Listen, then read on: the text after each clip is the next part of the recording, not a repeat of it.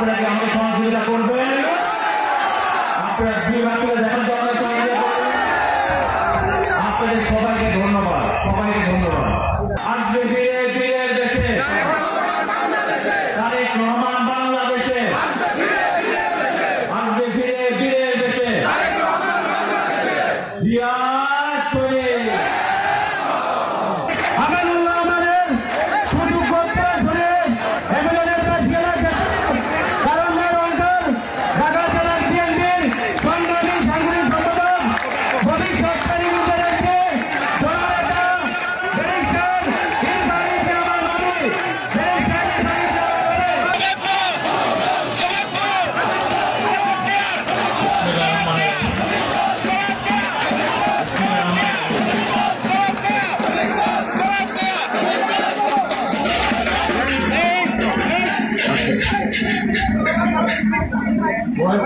সবাই বসেন।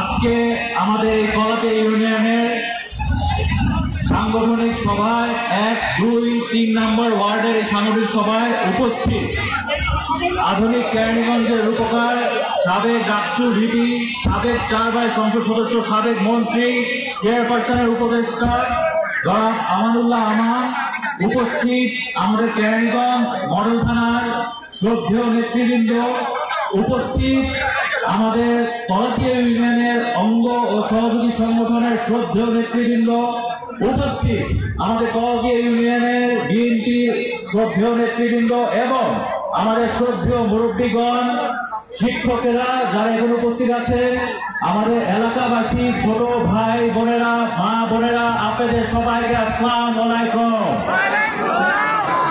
প্রথম প্রশ্ন, আপনারা সবাই কি ভালো আছেন? মনে হয় ভালো নাই, শোনা গেল না। ভালো আছেন সবাই? আলহামদুলিল্লাহ। আজকে 16 বছর দেশ নায়ক জনাব তারেক রহমানের নেতৃত্বে আমরা আন্দোলন সংগ্রাম করেছি, আপনারা আন্দোলন সংগ্রাম করেছেন বাক স্বাধীনতা ফিরিয়ে আনার জন্য, মানবাধিকার ফিরিয়ে আনার জন্য, ভোটাধিকার ফিরিয়ে আনার জন্য। এইসবের জন্য আন্দোলন করে আমাদের নেতৃবৃন্দ বিভিন্নভাবে, এই যে আপনারা যারা সামনে আছেন, মঞ্চে আছেন, বিভিন্নভাবে ক্ষতিগ্রস্ত হয়েছেন, পারিবারিকভাবে, আর্থিকভাবে, জেল জুলুম, মিথ্যা মামলা, বাসায় থাকতে পারেন নাই। এই 16 বছর আন্দোলন করে এই 5ই আগস্ট ছাত্র জনতার আন্দোলনে শেষে আমরা নতুন বাংলাদেশ পেয়েছি আল্লাহর রহমতে। এখন এই যে নতুন বাংলাদেশ আমরা পেয়েছি, এই নতুন বাংলাদেশে আমাদের সবার কাজ আরো বেড়ে গিয়েছে। আপনারা সবাই জানেন আমাদের ভারপ্রাপ্ত চেয়ারম্যান জনাব তারেক রহমান, উনি দিন রাত কষ্ট করছে এই বাংলাদেশ যাতে সুন্দরভাবে আমরা এগিয়ে নিয়ে যেতে পারি। আপনারা এখানে এক একজন যারা আছেন প্রত্যেককে শহীদ রাষ্ট্রপতি জিয়া রহমানের সৈনিক, প্রত্যেককে দেশের এবং খালেদা জিয়ার সৈনিক, প্রত্যেককে দেশ নায়ক তারেক রহমানের সৈনিক। অতএব আপনারা এক একজন যেখানে যে কোনো ধরনের অন্যায় অবিচার দেখবেন সেখানে প্রতিবাদ করে তুলতে হবে। ঠিক আছে ভাইয়েরা?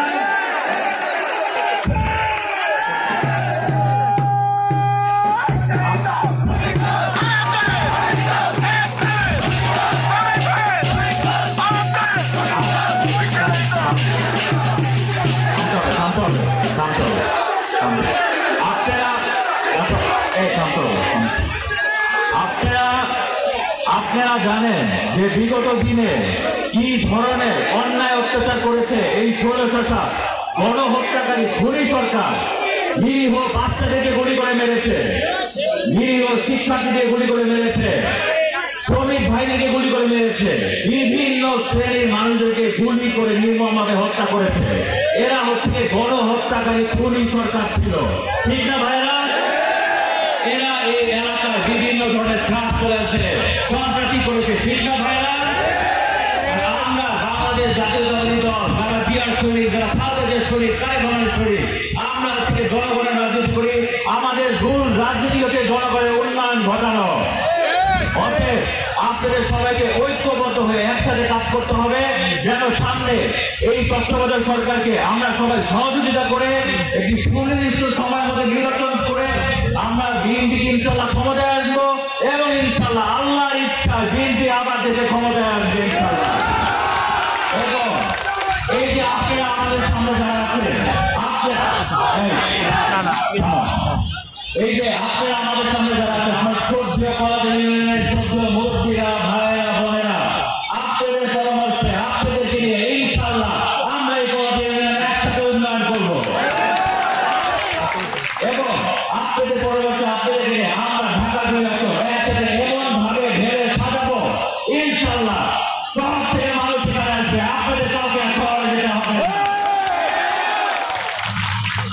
বৈষ্ণবীর দুই নয়ন, ক্যানিগঞ্জের উন্নয়ন, বৈষ্ণবীর দুই নয়ন, ক্যানিগঞ্জের উন্নয়ন, বৈষ্ণবীর দুই নয়ন।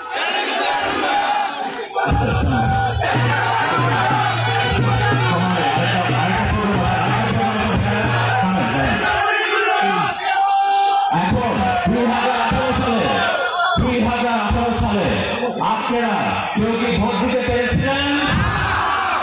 কেউ ভোট দিতে পারেন নাই, ভোট আপনাদের চুরি করে নিয়ে গেছে, তাই না ভাইরা?